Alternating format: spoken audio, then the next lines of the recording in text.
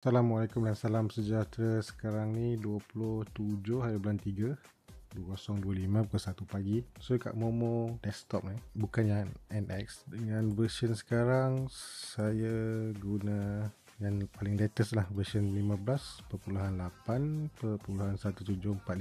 Kalau nampak tak sama, awak boleh update lah. Pergi dekat bahagian explore dan pergi dekat sini, hot strategies. Ini kalau tak sebelah kiri ni chart pattern yang dia orang buat. Kalau saya klik kat double bottom ni, dia keluar lah senarai yang double bottom. Saya tak pasti dia ambil. Oh ya, kita boleh pilih US, Hong Kong, CN ni China rasanya, ataupun kita ambil all. Ok, double klik kat sini untuk double bottom ya.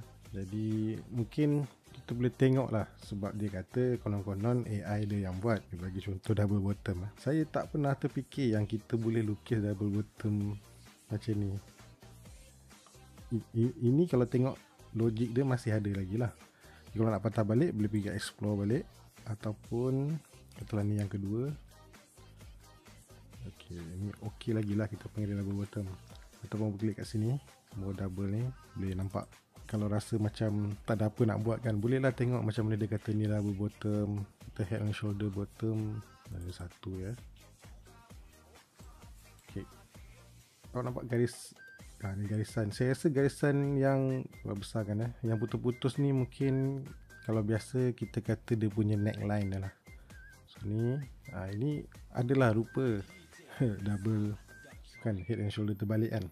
Kalau kata awak buka, tak nampak garisan yang nampak orange je, tak nampak garisan putus-putus tu, awak pergi je balik chart yang sama, double klik balik. Kadang-kadang dia hilang. Bila dia hilang tu nanti macam ni kan, hilang kan. Dia macam tak tahu apa benda dia nak lukis. Awak buka je balik chart ni. Nanti nampak lah. Ni. Tak tahu macam mana dia panggil bullish flag. Ni tu okey lagi ni. Kalau awak tengok dekat yang saya tak boleh brain lah, melibatkan triangle kan. Sorry ni sustain wish ni dia bukan apa, saya nampak, saya tak pernah terfikir pun yang kita boleh buat ni. Dia panggil wish pattern lah. Maknanya wish ni apa ni, wish yang menurun tu kira bullish kan, tapi kat sini dia panggil sustain wish. Saya tak terfikir, tak terbayang kita boleh melukis sebegini rupa. Ada orang yang melukis memang betul-betul ikut buku.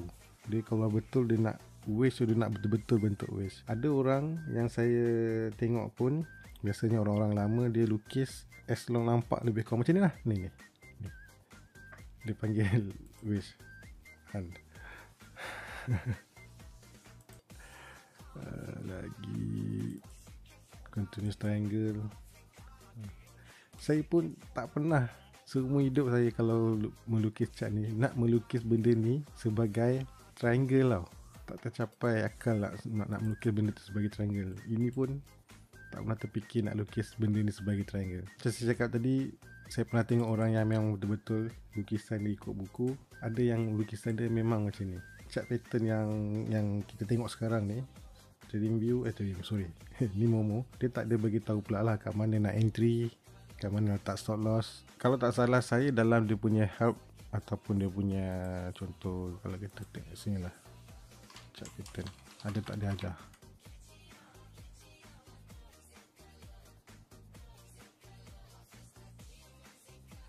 Ok, tengok sekejap kan.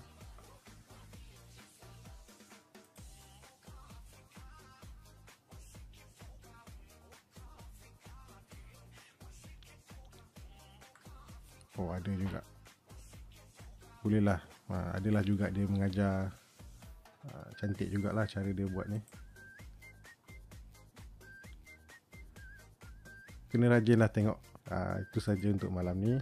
Saya cuma nak bagi tahu contoh tadi lah. Tak pernah terfikir pun saya, mana bearish triangle, nak melukis triangle kat sini. Tak pernah. Saya takkan lukis pun triangle, mengatakan ini triangle. Tapi kita nampak satu sudut pandang baru lah, di mana kalau kita nak melukis tu, tak semestinya lukis mesti sebiji macam dalam buku yang kita belajar. Ok, itu saja. Assalamualaikum, bye bye.